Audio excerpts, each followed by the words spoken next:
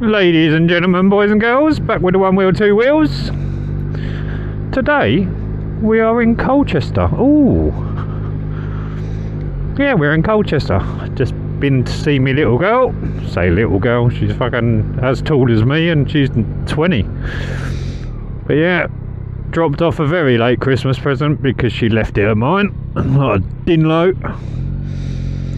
Fancy that, leaving your Christmas presents behind, especially chocolate. I'm lost, by the way. I am lost in Colchester on this housing estate. I don't know where I'm going. I'm just trying to get out of this estate. But yeah, once I get on the main roads, I know where I'm at. So yeah, I'm just trying to get to a main road. But yeah, she left chocolates. Oh, look at that snazzy Civic. So yeah, she left chocolates. So yeah, I brought them up to her, and that must be bloody crazy because we've got a storm inbound.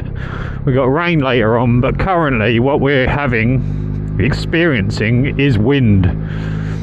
And yeah, on a motorbike, wind is not your best friend. It's yeah, does strange things to the bike when you're not expecting it. Steers for you and all sorts.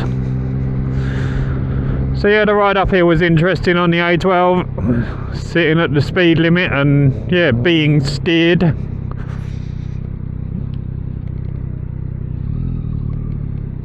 Oh, we got a green. I think I know where I am. Yeah, I think I do. Yeah, I think I'm in the right place now. I know where I'm at. So yeah, we're just gonna ride home. Again, as usual, not really got a subject to waffle on about, but you'll get me waffling. So yeah, yesterday was the video that I made going to the bike shed. Had some lunch, very nice. So now I'm going home to do a bit of housework and finish off cooking a curry. Yes, bruv. Got a Thai green curry in the slow cooker. I know that's not the traditional way of doing it. Oh, what's that? Is that an Aprilia? Something. I don't know what it was, but yeah, looked quite nice. So yeah, got the old Thai green curry in the slow cooker cooking away. So when I get home today, it'll smell like I have a personal chef cooking away in the kitchen.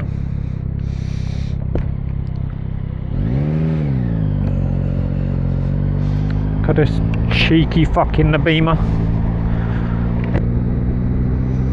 Oh, I don't know.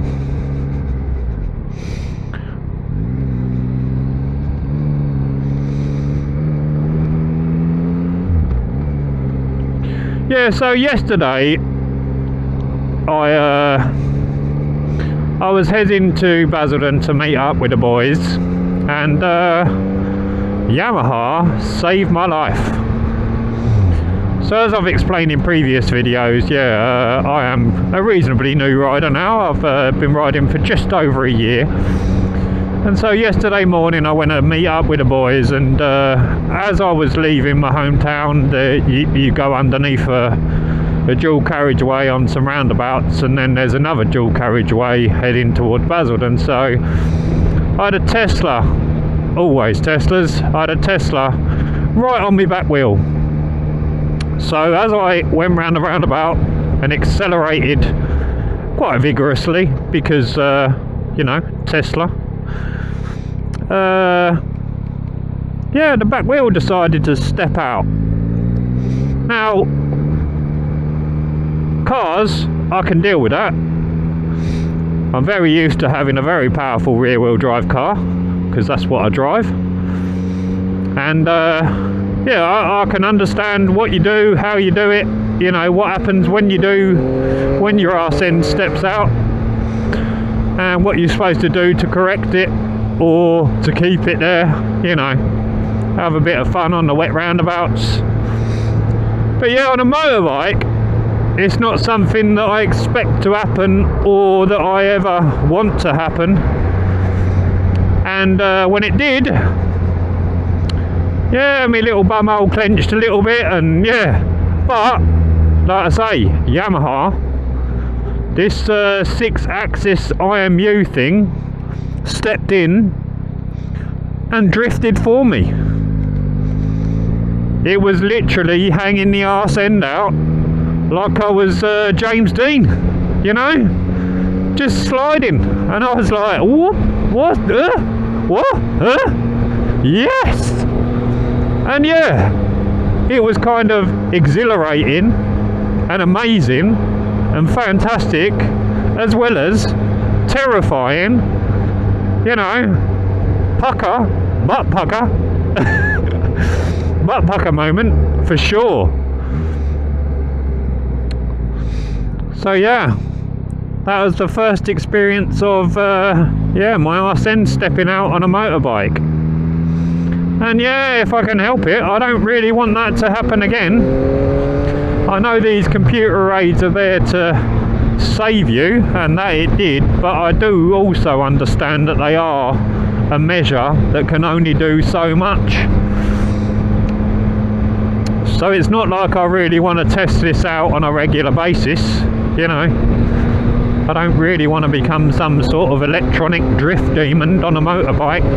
I've seen it. I've seen people drifting on the old stunt bikes and that, and it is amazing. And it's pretty damn sick to watch. But it's not something that I'm really interested. Now, look, I'd love to. I would love to just completely stunt this thing out and yeah, learn to stunt ride it. But the way I see it, I'm nearly 50 years old, and it's not something that I should really be getting into at this age in my life.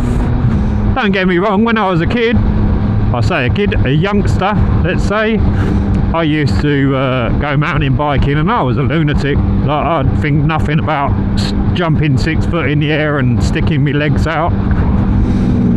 Nice old rocket. Yeah, sticking my legs out and yeah, doing crazy shit on mountain bikes, not a problem, you know, back in the day. And I never managed to injure myself, thank God. Not on the mountain bike. It was only, like I explained in the other video, when I got on the one wheel that I ended up injuring myself, which is how I found myself on 2 wheels. So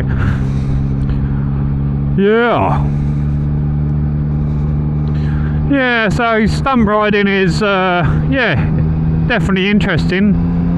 But what I did do when I got the bike, and I thought, well, like when I got a powerful rear-wheel drive car, what I did was go on a drift day. I learned to drift and learned how to control the rear end when it does step out.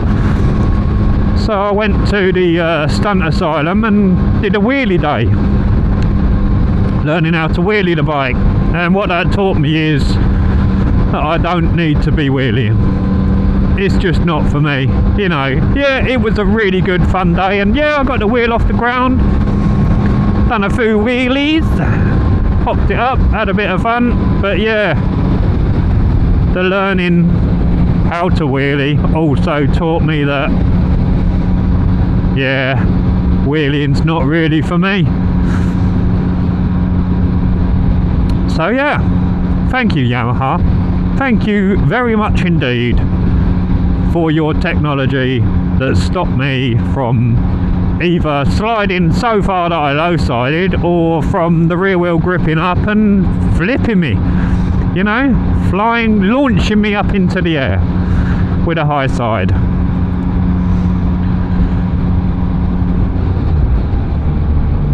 So yeah, that was yesterday morning. Oh. Again, so earlier, it's weird, the UK, right, it hasn't rained at all today, but because they've got all this fucking grit on the roads, the grit is like mainly made up of salt, so the salt draws moisture from the air. So even though it hasn't rained, the roads are wet because of this fucking salt. pisses me off. And it weren't even that cold last night, although it was 4 degrees, 5 degrees during the day. The evening last night sort of stayed about the same temperature, and then today it's almost double figures. I think it's about 8 or 9 degrees, so it felt really warm earlier. And yeah, I ended up taking my jacket off. As you can see, I ain't got the Larry yellow, the day glow today, because the roads are wet, so therefore I'm wearing my limited edition 5-finger death punch jacket because it's waterproof. And yeah, I was so hot as I was heading towards Colchester that I thought, you know what, I've got my tank bag on because I was delivering the chocolates. I wonder if I open it up to full capacity, could I get my jacket in there? And yeah, I managed to. And yeah, lovely, perfect. Just in the leather, riding up here, perfect. Get to Colchester, and I've noticed something, that although the sun doesn't really go down until like 4 or 5 o'clock at this time of year, at 2 o'clock the temperature starts to drop. Now it can only have dropped, oi, that was a bump in the anus. Oh, that flipped me right up in the air. So yeah, about 2 o'clock-ish the temperature just dives. And now, on the way home, I've got, as you can tell, my 5-finger death punch jacket over the top of my leather. And yeah, it's got freezing. I don't know what temperature is, because I'm not in the van. I'm on the bike, and the bike doesn't tell me what the ambient temperature is. But, yeah, it's cold. I can tell you that now. So yeah, we're just going to get through these roadworks, fly down the A12, come off at Whittam, and take some slower roads back to mine so that we don't have the wind chill.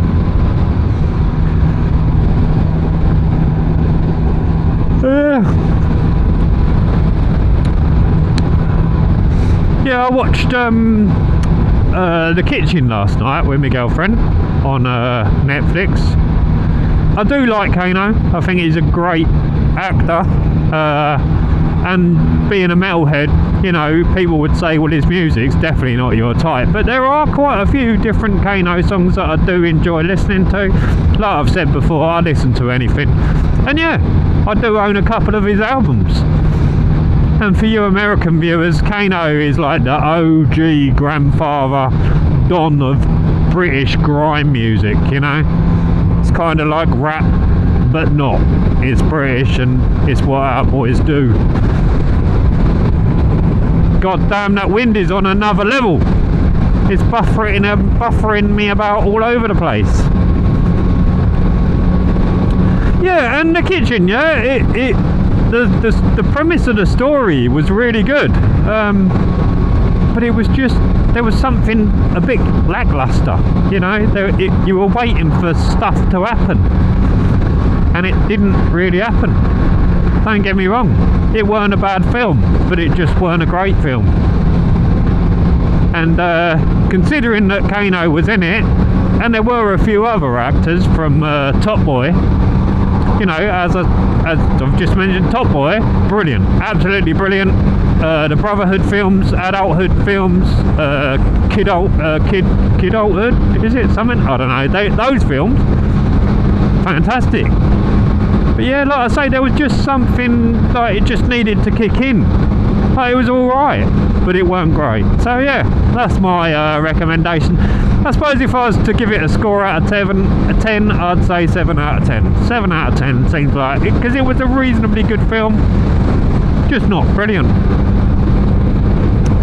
So yeah, I just spoke to my daughter and she said, oh, have you seen Saltburn? And we went to watch that Friday, but as soon as I turned on Netflix, Morbius was on there, and I thought that I hadn't seen it, but it turns out that I had seen it. But we watched that again anyway. Really good film.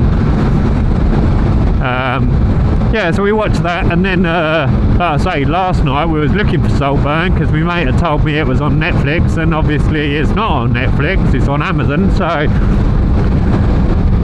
yeah, we watched The Kitchen last night, and then we're going to watch Saltburn tonight. And yeah, my girlfriend's coming around for dinner, so I said to my daughter, oh yeah, we're going to sit there and watch that while we're eating dinner. And she's like, no, don't do that, don't do that, it'll make you yeah, it'll make you puke. I said, oh, I doubt it'll make me puke. And she said, yeah, but you got your girlfriend coming around and she will definitely want to puke. I'm like, okay. So I don't know whether to put my girlfriend through hell and make her watch it while we're eating, or just not, you know, watch it after we've eaten. But I don't know, we'll see. See, I haven't told you what I do for a living now. I know I explained in the other video that I used to be a shunter, but now, yeah, I do a gnarly job that is either a job that you can do or you can't do. And I'm one of those people that can do it and do it and earn a reasonable living out of doing it. And yeah, it suits me. I get a sense of achievement out of it, and I make people happy. It seems really strange. I'm not going to say what I do. You can guess. Guess in the comments what I do. But yeah, like I say, it's either a job that you can or can't do. And yeah, when you start doing it, you find out pretty quickly whether you can or you can't do it. It's one of them. I've had a few lads in the past and yeah, they soon realise that they're either up for the job, and for a youngster you can earn good money doing this job. You can get paid well for the age that you are, because of the mean or the job that you're doing. You know, it's, yeah, some people just would flat refuse to even consider doing the job I do. But yeah, so these lads, they either stick with us, learn the trade, become the person to do the job, or they don't. They just think, nah, this ain't for me. And yeah, you never see them again. But yeah, you don't need no qualifications to do it. You just learn on the job. Like I say, you take on a lad, you train them up, you teach them. I suppose you realistically need 6 months to a year of training. I mean, I had a lad he was my lad for 18 months, and then the company said, right, can you start putting effort in and actually training him to do what you do? And I'm like, yeah, sure. So yeah, 6 months later, that was it. He was taken off me, and he's been at our company now for over 5 years, and he's very good at his trade. I like him a lot. We got virtually nothing in common, but we do get on really well. He's a good lad. So yeah, I've had a few other lads, I don't know, I'm thinking of one in particular. He left our company as soon as he was trained up, well, pretty much as soon as he was trained up, which I thought was a bit off, but he was a bit of a strange one anyway. And yeah, he went to the other company, and I said to my boss that I don't think he's really ready to go out on his own, and yeah, he decided that, yeah, he classed himself as trained enough to just go out and get on with it. And yeah, he went to the other company, and they don't see him as a fully qualified person to do the job that he's doing, so therefore he's now basically a cleaner. Poor kid. But yeah, whew, this wind is something else. It's making me stray all over the lane. So this adult store right here is quite a large adult store. I don't know what it is about them putting adult stores on major motorways, but there's a couple. There's one on the A1 as well, a big one. Never been in there. Never been in that one neither. But what I'm talking about is that used to be a burger place where you could stop when you're doing a long journey, grab yourself a bit of lunch, and yeah, stop for a bit. But the car place next to it used to be a petrol station. And here we go, work again. Back in the day, one wheel, two wheels, used to be the manager there. I used to work in retail. I used to be a retail manager. And yeah, it suited me for a while. But yeah, you don't really make a lot of money in it. There ain't no sense of achievement. There ain't no love in selling people petrol. You know, nobody wants to buy petrol. It's not like they're pleased when they've bought themselves a tank of petrol. You know, it's not like buying yourself a new jacket or a new dress or new pair of trainers. You know, you go out and you spend 80 quid. You never actually see the product. You don't want to buy it, you just have to buy it. What? This is gnarly. So yeah, being a petrol station manager with one that closes of a night time as well, we used to get probably 6 to 10 break-ins a year. People would break in and just nick all the fags. You know, they'd just come in with bin bags, hold them out and just put their arm in the cigarette counter and just steal all the cigarettes. So yeah, old Muggins here would get a phone call at 3:30 in the morning. Oh, your garage has been broken into. Alright, so yeah, I'd have to go up there and secure the building, get some handymen to come out and put a bit of wood where the window used to be that they'd obviously kicked through. And yeah, not only that, if someone called in sick, then it was Muggins that had to do the shift. And you know, I might have already done 8 hours already to being the manager, you know, counting the money, ordering stock, doing this, doing that, and then someone calls in sick, so you got to do another 8-hour shift. And it's just, yeah, it weren't ideal. And for the money that you get paid as a manager, oh, piss poor. So now doing what I do now, I earn at least double what I used to.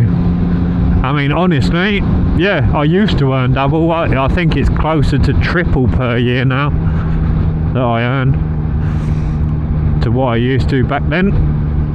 So yeah, I much prefer my job now. Yeah, it's a gnarly job. Yeah, you can or you can't do it. But if you can do it, you get paid.